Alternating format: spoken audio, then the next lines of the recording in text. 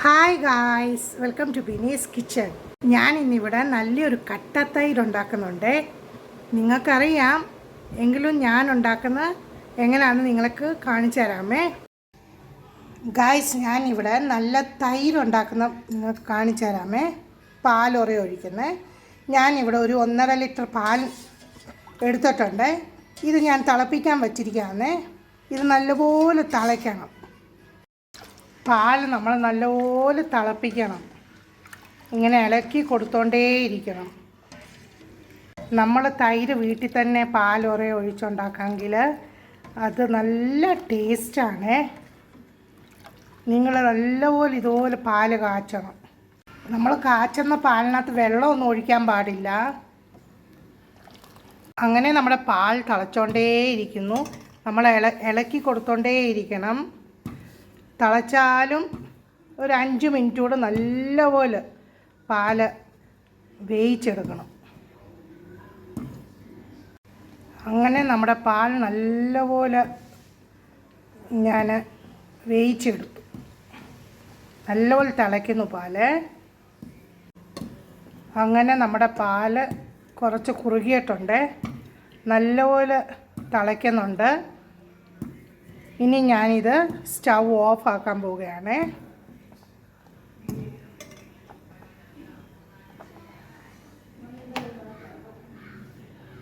ഇനി അടുത്ത പ്രോസസ്സ് എന്ന് പറഞ്ഞാൽ ഇത് നല്ലപോലെ തണുപ്പിക്കണം. തണുത്ത് കഴിഞ്ഞ് നമുക്ക് ഒഴിക്കാമേ. അങ്ങനെ ഞാൻ തൈര് ഉണ്ടാക്കാൻ വെച്ച തിളപ്പിച്ച പാല് ചൂടാറിയിട്ടുണ്ട്. ഇനി ഞാൻ ഇതിനകത്ത് ഒരു 2 സ്പൂണ് തൈര് അങ്ങോട്ട് ഒഴിക്കുവാണേ. 2 സ്പൂൺ തൈര്.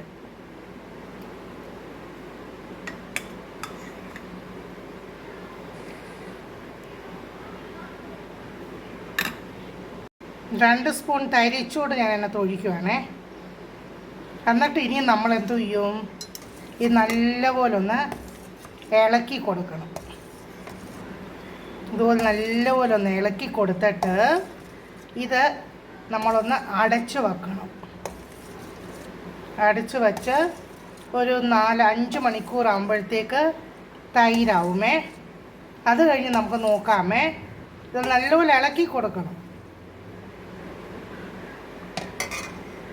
ഞാനിനി ഇതൊരു പാത്രം കൊണ്ട് അടച്ചു വെച്ചേ.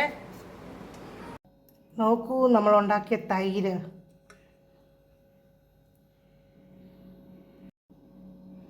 നല്ല കട്ട തൈര്.